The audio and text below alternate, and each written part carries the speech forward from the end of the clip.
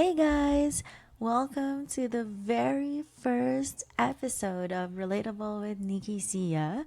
This is the podcast where we talk about real life struggles, wins, and everything in between.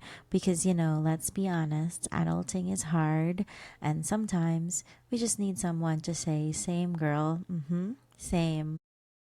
So, for this first episode, we are going to talk about the reality of being in your 30s. Because, let's be real, no one really prepared us for this. I grew up thinking that, by the time I hit 30, we'd have it all figured out: a successful career, happy love life, maybe even a house and kids. But here we are, just trying to survive while pretending we have our lives together. And you know what? I guess the nice part about that is that I am not alone in this struggle. I'm pretty sure a lot of you are on the same page with me. So, for today's episode, I brought in two of my ride or die best friends, the ones who have seen me through all my awkward phases, my questionable decisions, and all my toot am I doing with my life moments. Joining me today are my childhood best friends, the OG squad, Argentina. We've known each other since we were grade 1, which means we've been through bad haircuts, embarrassing crushes, and dramatic life crises together. And now we're navigating our 30s. Still confused, yeah, but at least we have each other. Okay, so joining me today are two of my best friends since grade 1. We have Tina and Ange.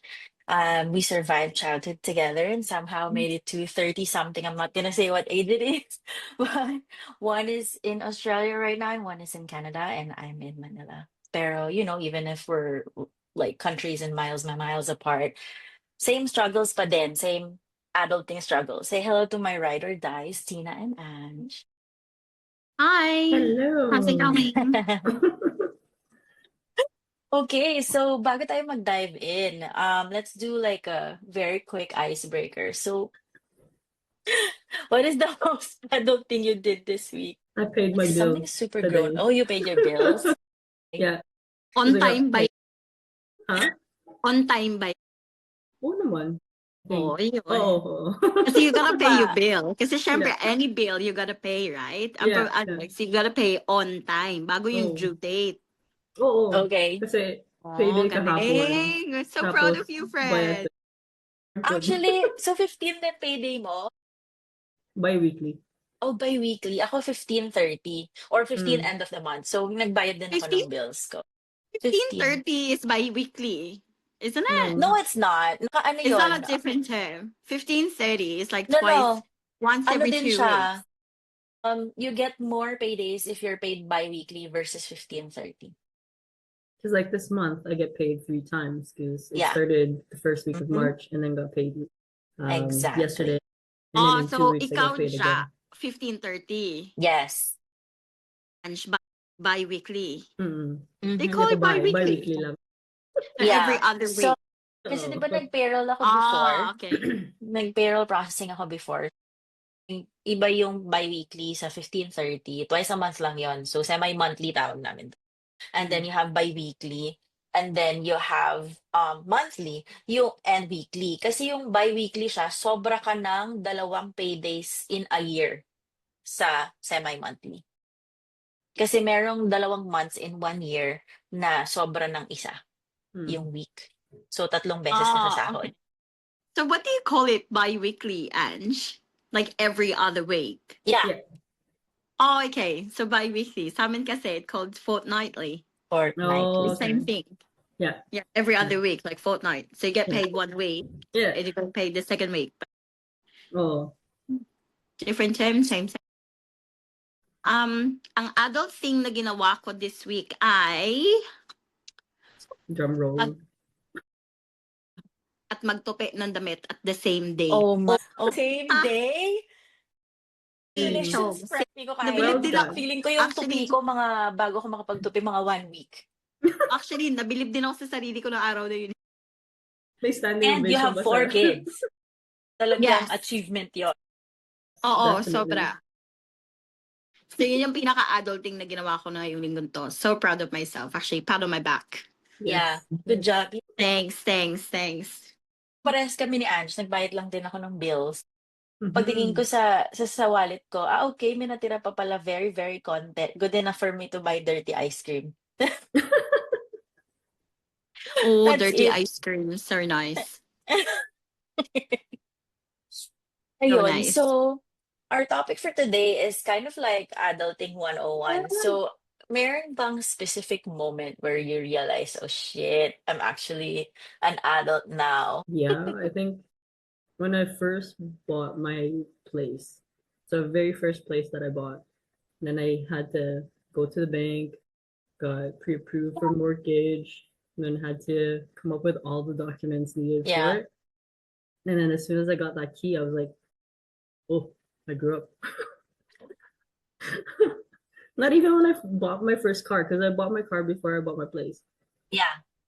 But Yeah. I Mhm. think property kind of just is a bigger purchase, right? Yeah.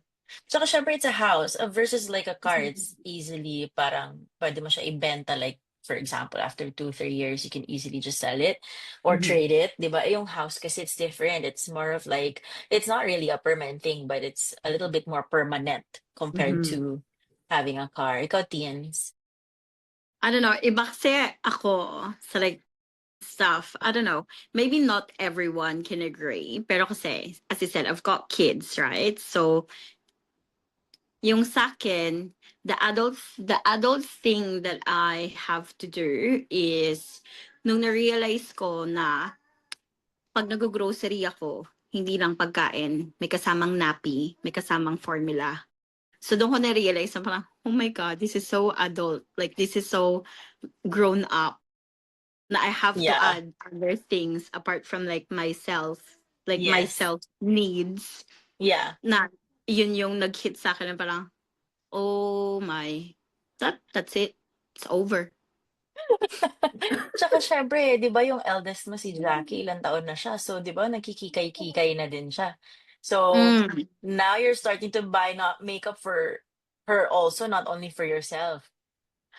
Oh, yes. Pero, yeah, to a degree. To a To a degree. degree. Yes. Pero yun yung adult thing na parang, okay.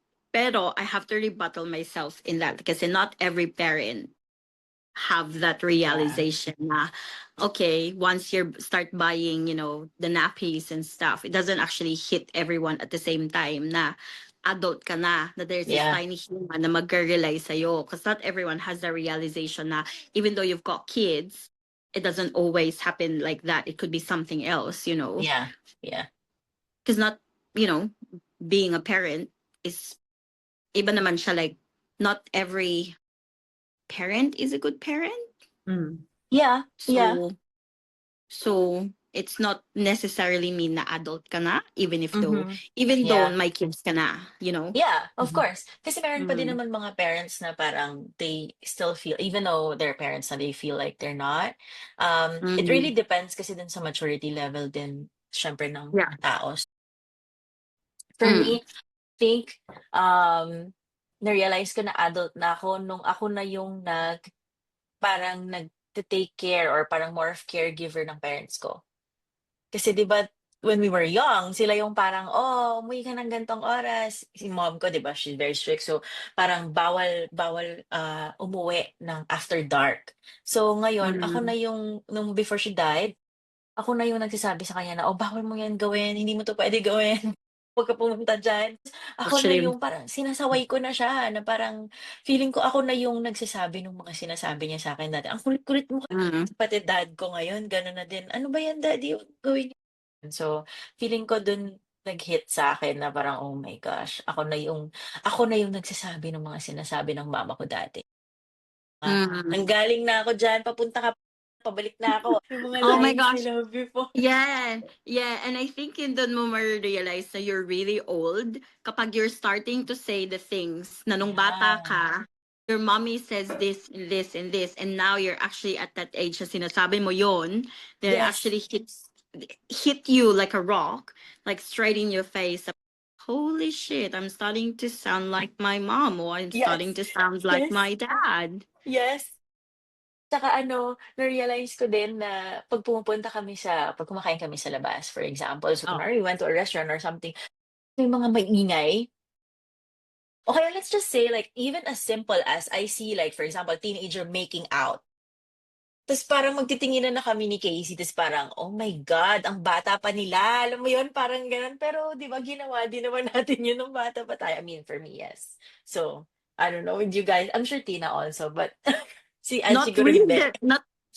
not really maybe the PDA thing. Pero as kasi nga, may kids nga ako. Pero when Jackie start wearing like crop tops and stuff, and like shorts, she wears like crop tops. Not like crop, pero nung one time nalalabas siya na, Mom, can I go to the park? Right? So she goes to a park. Pero bago siya lumabas, syempre, you're gonna say, bye, Jackie, blah, blah, blah, blah, Yeah. blah. Pero Yeah. bago siya lumabas ng pintuan, naka-crop top siya. Pero hindi mo siya ma-realize na sinasabi mo. There was a tad painful there. Yes. Yes. Just a little bit, just a salt onto your wound. It was just, oh no. Do you think, we were prepared to be adults? Do you think, like, of course, we came from the same school, Yeah. Holy Spirit ng elementary, and then we kind of like did our own thing ng high school. Ange moved to Canada. Tina, we stayed at St. Paul.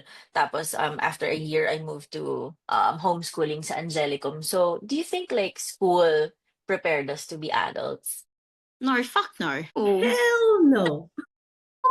sorry. Yung kay Ange, Sorry sa mga teachers. yung kay Ange, sobrang like censored version. Ah, No. Tapos may kaibigan kayong basagulero na, no. Fuck no. ikaw yon. Oo. Ikaw yon. Planting the seeds of religion and stuff, Mhm. your faith and stuff like that. Yes, they are essential in the big world. Pero hindi siya lang yung basis ng big world. Hindi ka tinuruan how to deal with stupid people Yeah. sa world. Hindi ka tinuruan sa school na mag-budget. Ang tinuro sa'yo, Mhm. basic math. Yes. Alam mo yun? Yes. Hindi ka prepare sa mga possible na mga ma-encounter mo as an adult sa big Yeah. world. So yun yung mga things na parang life lessons na hindi tinuro, na yung Mhm. life You lessons, just what kind I of meant learn along is, the way. yeah, you learn it along the way. So hindi siya precisely na natutunan mo sa school, Yeah. pero it's something that you learn through experience as you left school, as you Mhm. travel, na pagdating mo ng adulthood, ito pala yun. So in the end, like you gain some knowledge, pero parang you ask me now, like anong natutunan ko ng elementary, I'm like, fuck, wala akong masasagot sa'yo. Ano yun? Alam mo yun, hindi ko naman ma-apply sa daily living ko. Ano ba yun? MS-DOS ba yun sa computer? Gago, wala na nga atong Floppy disk. MS-DOS. I Oh my wouldn't God, apply you're that in my revealing daily our life. age. Floppy disk. This, tanginan, ma-apply ko ba yun araw-araw? Ikaw, Ange. Well, in fairness to the education system, they provided the foundations to the Yeah. Tina, like the very Mhm. basics, right? Like so there's a good foundation to start off with. In their defense, they wouldn't know what careers or life path we choose. That's true. So they wouldn't really know what to teach us. Mhm. But I guess yung general, like Tina said, budgeting or just general life skills that's not taught in a book. I Mhm. wish that someone had taught me, like how to properly budget my salary, Yeah. right? Yeah. Or like even I know we had hele, but like just a small freaking hole on my shirt, right? Like it gets snagged. It's not a whole Mhm. freaking cross stitch that you need to do or like whatever herringbone stitch it was. Like fold it over and then stitch it up. Patches, right? Like we didn't do patches. It was like this massive cross stitch project that we did in Yeah. elementary. That's true. I Ginawa mo ba? Oo naman. Ginawa niyo yun, yung cross-stitch na yun? Oo. Oh. So wait, may kwento ako bakit sa Ah, cross-stitch na sige. yun. Oh. Diba, project natin nung elementary, kailangan mo, like, by the end of the school term, kailangan mo na gumawa ng cross-stitch Mhm. mo. Mhm. like the pattern, everything na, alam mo yun, it doesn't even have to be like framed and stuff. Like, Yeah. kailangan lang Yeah. siya kompleto, right? Tapos i-check Yeah. yung So, likod kung maganda yung pagkaka-cross. Dapat oo, pag-cross stitch, Totally. one line like, lang. Yeah. not necessarily like lahat sila straight and stuff. Like, it has to be like at least decent and Clean. stuff. Yeah. Anyways, ginawa ko naman, I think ginawa ko yung sa akin. I started it off, that's fine. Pero along the way, hindi ko siya natapos. Okay. Alam pangalan ng teacher na, Mrs. Oh my God. I forgot Mrs. basta yung teacher na yun, right? So Sumila? anyways, ang pinasa Yes. ko, ha? Mrs. Milam. Mrs. Sumilang. Oh, I think so, yes. Anyways, so yung pinasa ko na cross stitch is one of the cross stitch things na meron kami sa bahay. Turn na parang Kirokiropi, Hello Kitty. Sa akin, Brad, yung pinasa ko nature. Sino ba naman grade 5 hirap grade 6 ang nun. pipili ng nature? Totoo. So yung Kasi parang ako, booking alam na ko, booking na ako. alam ko ang pinili ko, Tweety. Tweety Bird yung pinili ko eh. So, totoo nga. Sino Oo, nga so naman hindi siya grade 6 pipili ng nature? ng nature, di ba? Sa naman, hello? So in the end, parang, nakalimutan ko na yung ginawa sa akin ng teacher. Pero in the end, pinasa ko din naman, pero parang late ako. Pero buti na lang talaga nakagraduate ako ng year na yun. Napasa ko yung Good subject job. na yun. Nasa diskarte daw kasi Okay. yan. Resourcefulness daw tawag doon. It's what you Mm. call being resourceful. Resourceful and trying to trick your teacher. Totoo. Actually, alam mo, common theme din yan for me. Like, feeling ko nung bata tayo, we thought we could get away with things.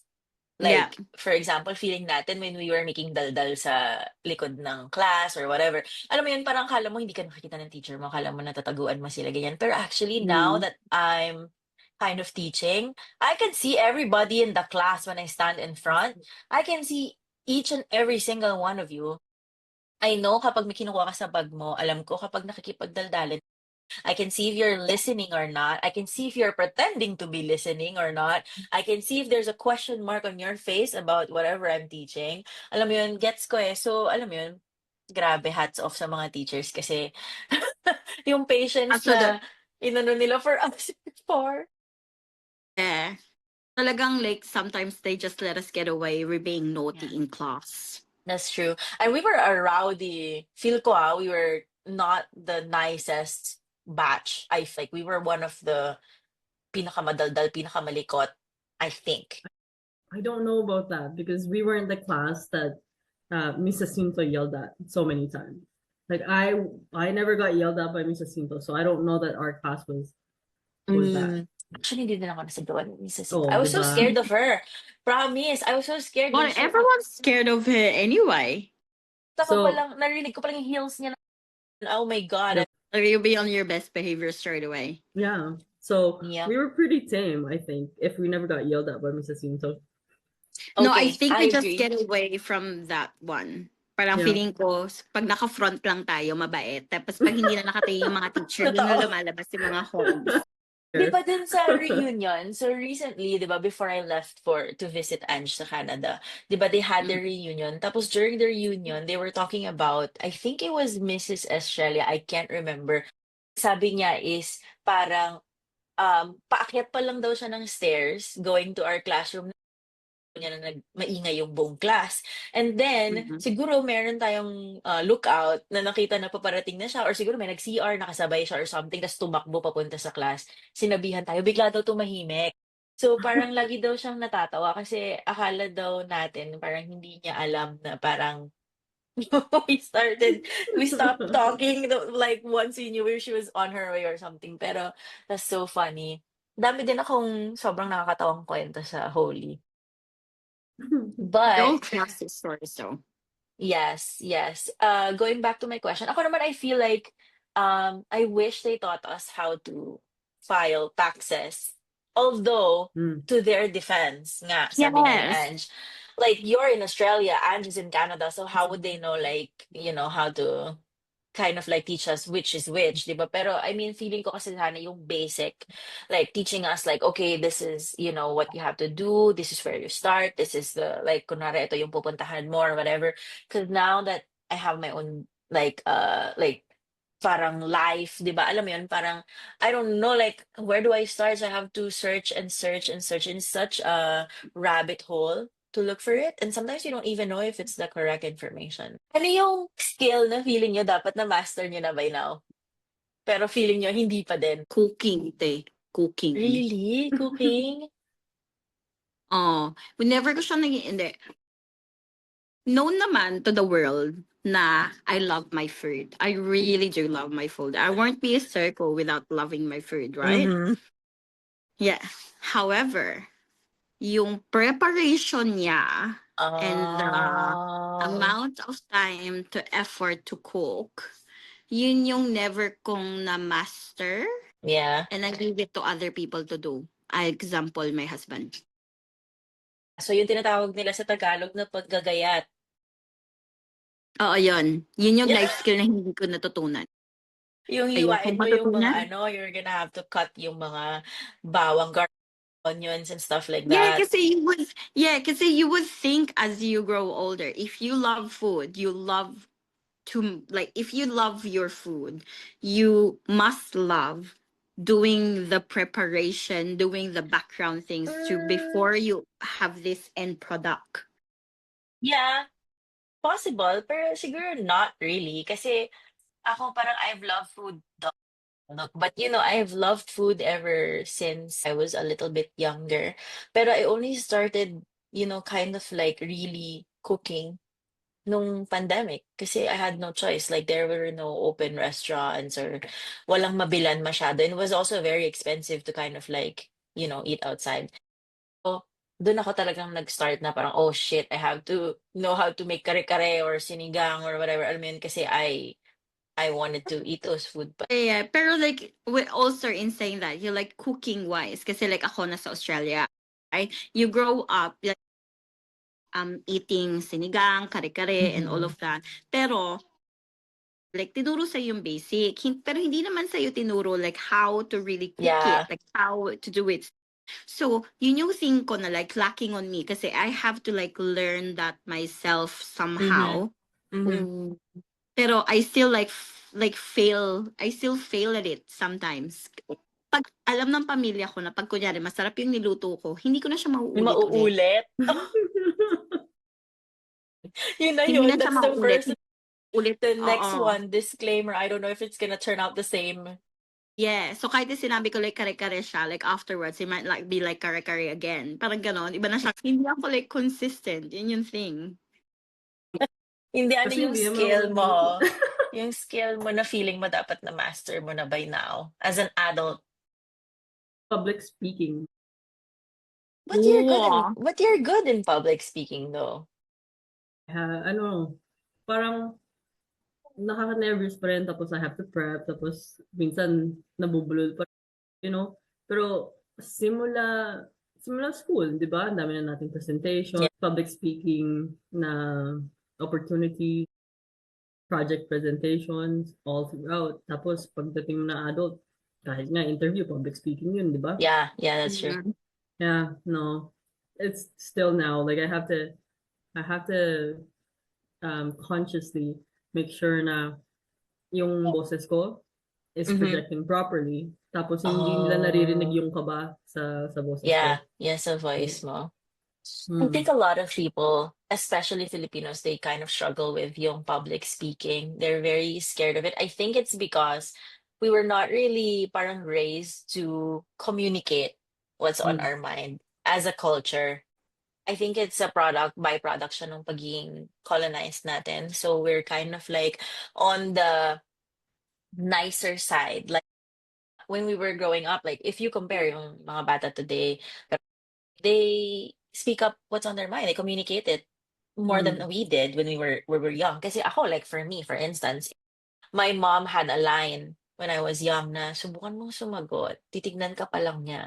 Sabihin niya sa akin, Mhm. try mo sumagot sa babaligtad mukha mo. Siyempre, na-imagine ko yung sa cartoons, yun talagang bumabaligtad yung mukha. Siyempre, ayoko na bumaliktad yung mukha ko. Baka hindi bumalik. True. True. So, medyo mag-move tayo a little bit sa money naman. Kasi it's an adult thing to talk about. So, be honest, Mm. are you more of like a budgeting queen or I'm broke but I'm making it work? Definitely the latter. Me too. I think it's more of I think it's more of like survival mode each day. Right?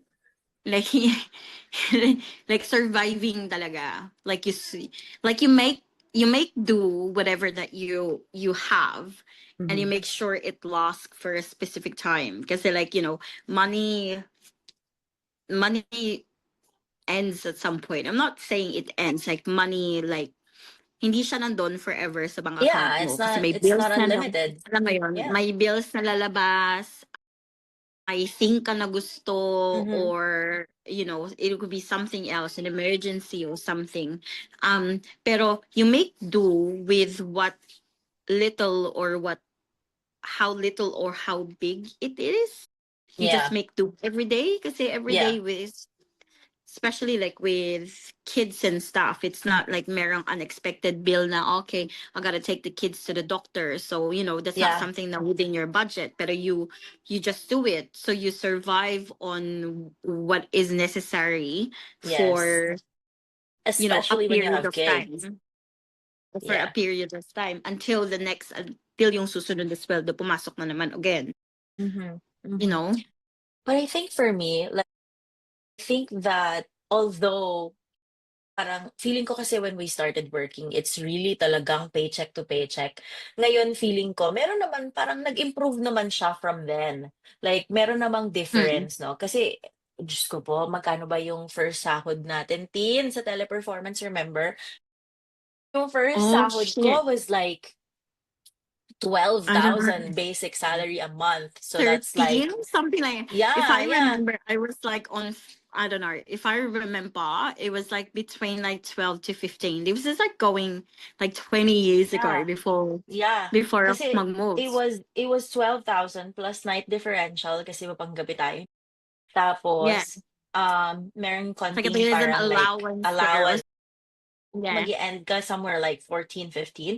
Pero, yeah. may taxes pa and everything. So, parang, I remember masaya na ako pag nakakuha ko ng 7,000 per payday. That's like, how much is that? It's like less, like a little bit over $100 right now per 15 days. Mm. Grabe. Para, alam ko naman na parang by now, like many, many years later, nag-improve na. But, papile up din siya. Dumadagdag din. Yeah.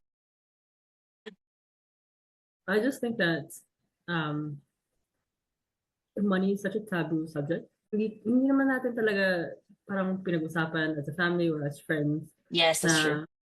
na natin ng adulthood. It's like Yeah. paano ko gawin to budgeting na to? Yeah. Mhm. Kaya it's always like, shoot, I need to pay that bill. Yeah.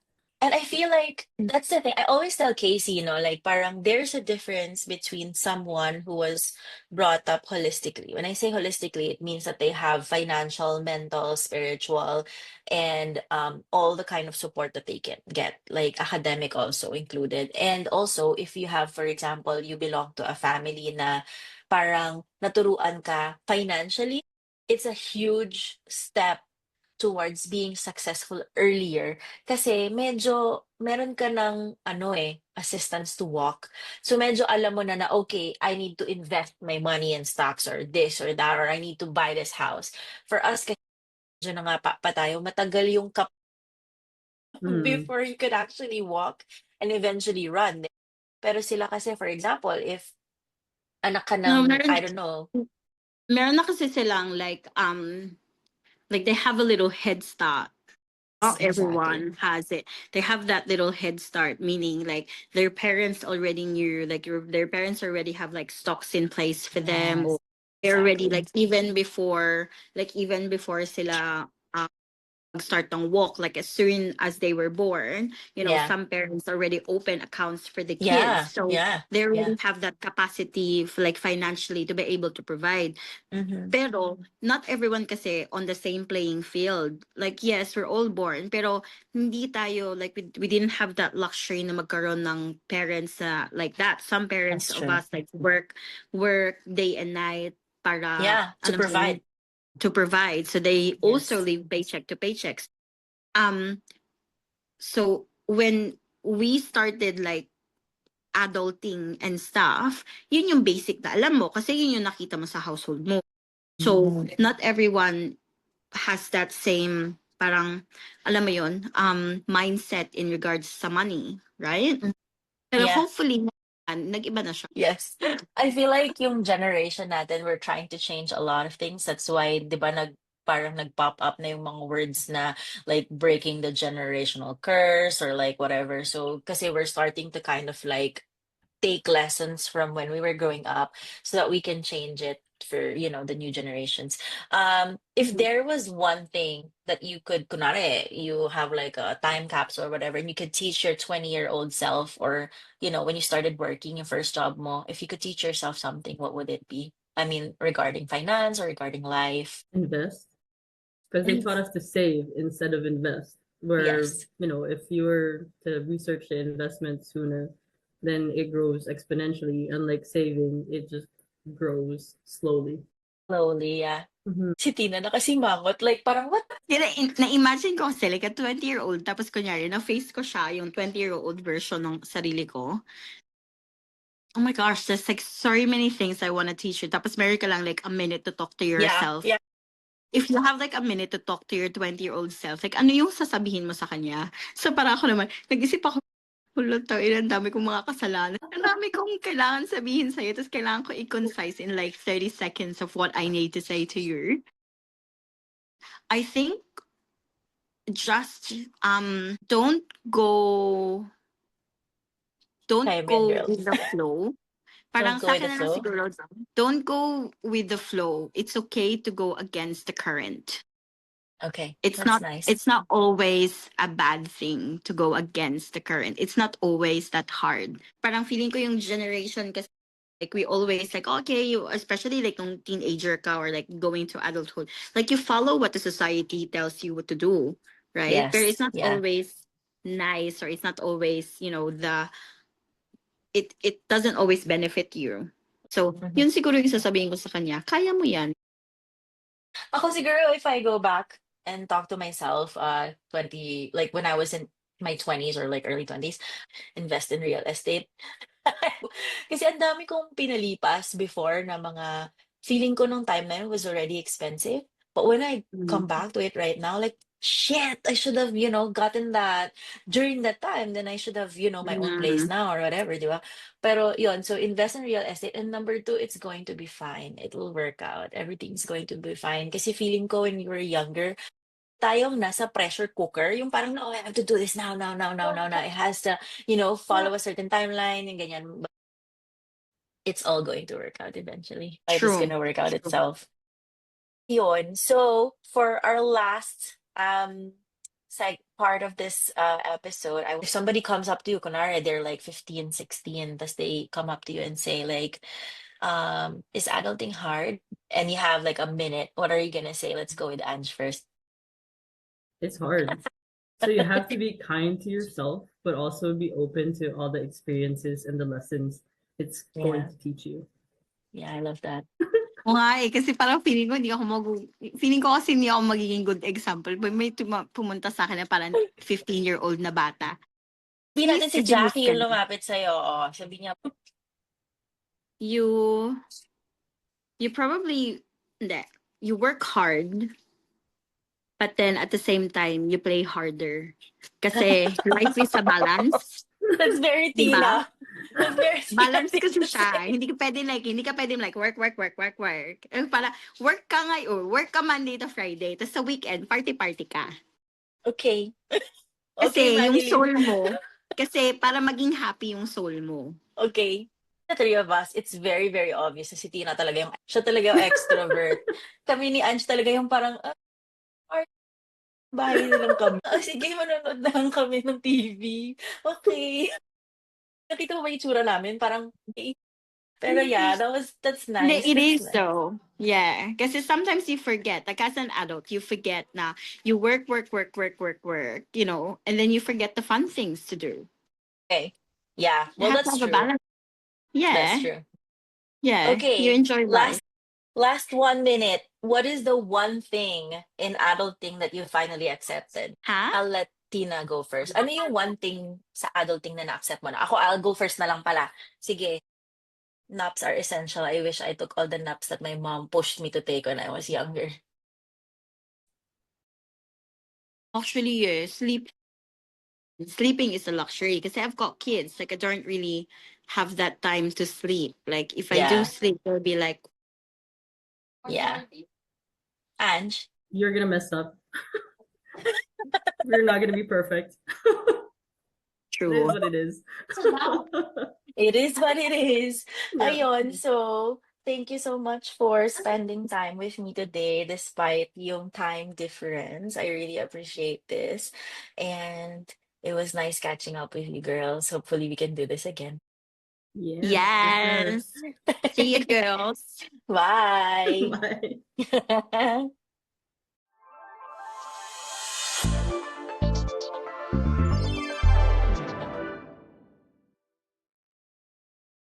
Hey, if this episode made you laugh, made you feel seen, or made you realize that none of us actually know what we're doing, hit that follow button.